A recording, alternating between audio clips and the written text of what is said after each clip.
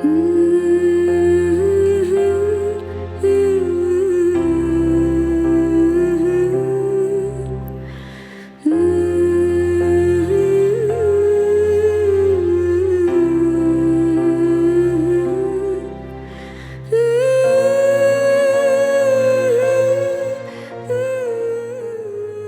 না, আমি একদম ডিস্টার্ব করব না।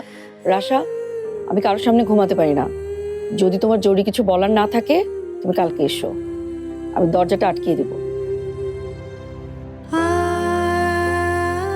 সরি, তোমাকে একটু 2টা দিন কষ্ট করে অন্য কোথাও ঘুমাতে হবে। ঘুম নাই?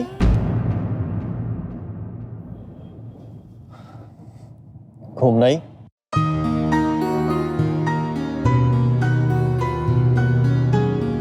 লাইফবয় কিনে কল দাও টোল ফ্রি নম্বরে আর এক নিঃশ্বাসে গোল বলে জিতে নাও ফিফা বিশ্বকাপ 2026-এর এক্সক্লুসিভ পুরস্কার।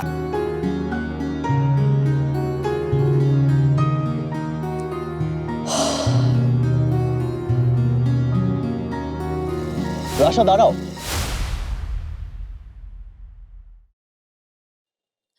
তোমার সাথে আমি কোনো কথা বলতে চাই না।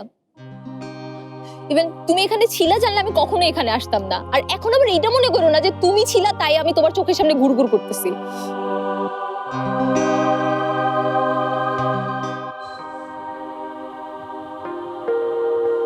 রাশা, রাশা আমি তোমাকে চিনি, আমি তোমাকে খুব ভালো করে জানি রাশা।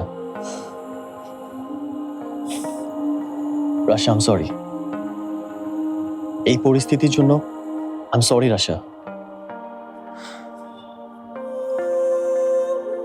আমি জানি আমি তোমাকে হার্ট করে ফেলছি। এগুলো শুনতে না আমার একদম ভাল লাগতেছে না।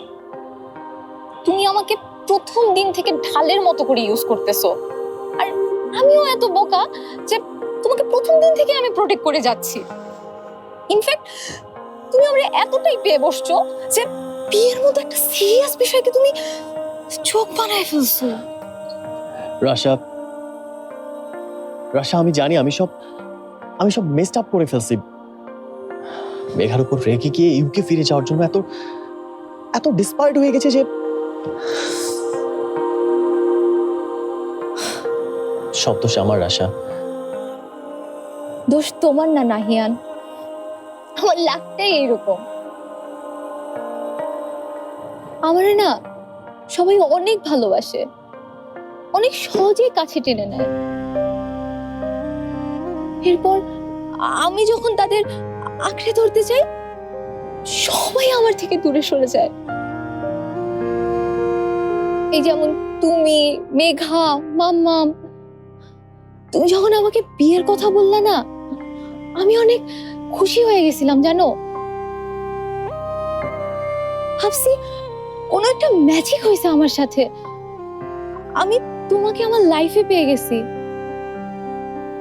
কিন্তু কি হইলো এটা আমার সাথে?